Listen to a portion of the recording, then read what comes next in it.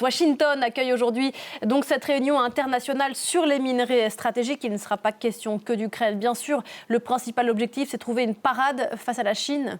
Lithium, cobalt, nickel, terres rares, ce sont des minerais indispensables aux voitures électriques, aux smartphones, aux éoliennes, aux panneaux solaires, aux puces électroniques et donc à tout ce qui touche à l'IA, finalement, toute l'économie moderne. Or, il y a un seul pays aujourd'hui qui contrôle la quasi-totalité de l'approvisionnement en minerais. Ce pays, c'est, vous l'avez dit, la Chine.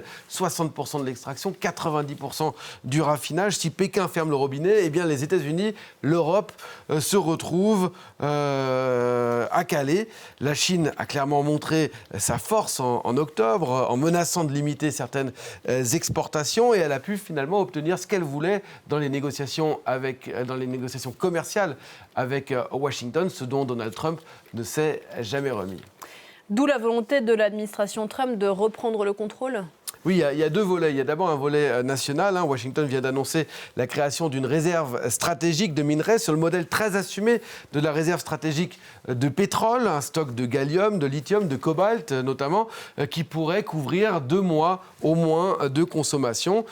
Il existait déjà une réserve destinée au secteur de la défense, mais là, il s'agit aussi de sécuriser l'approvisionnement pour le secteur privé. Plusieurs entreprises ont donné leur feu vert à une participation financière. C'est le cas de General Motors, de GM, de Boeing, de Google, de Stellantis, pour un montant total d'environ 12 milliards de dollars, avec un fort soutien de l'État fédéral américain. Mais avec la réunion d'aujourd'hui, Washington veut aller un cran plus loin en posant les bases d'une stratégie internationale coordonnée. Oui, c'est donc le deuxième volet international, celui-là. La réunion, elle est présidée par Marco Rubio, qui a invité une 50aine de pays à Washington à participer. Le Royaume-Uni, le Japon, l'Australie, la Nouvelle-Zélande, mais aussi l'Inde ou encore la Corée du Sud. Et puis, il y a plusieurs pays africains importants aussi pour les minerais, la RDC ou le Kenya. Et puis, évidemment, aussi l'Union européenne qui a présenté ces derniers mois sa propre stratégie pour diversifier ses approvisionnements en minerais critiques. On en avait parlé ensemble, Pauline, début décembre. Washington a fait circuler ces derniers jours un projet d'accord cadre non contraignant proposant de coordonner et d'accélérer les investissements dans les minerais stratégiques. Mais il faut bien dire en parlant à plusieurs sources européennes, je n'ai pas senti un enthousiasme très débordant côté européen. Pourquoi ? Parce que Bruxelles redoute une coopération qui serait à sens unique, qui sécuriserait surtout les chaînes de valeur américaines, favorisant les entreprises américaines, tout en laissant l'Europe dépendante de son propre approvisionnement. En fait, cette réunion, c'est un exemple assez clair, assez symptomatique de ce que peut être la diplomatie trumpienne. Donald Trump, il est obsédé par la question des minerais. L'accès au sous-sol stratégique est devenu un levier central de sa politique étrangère, y compris lorsqu'il s'agit de négocier des accords de paix. On peut citer l'exemple de l'Ukraine, on vient d'en parler. Les négociations, elles incluent un accès privilégié au sous-sol ukrainien, parmi les plus riches du monde en lithium, en cobalt ou encore en terres rares.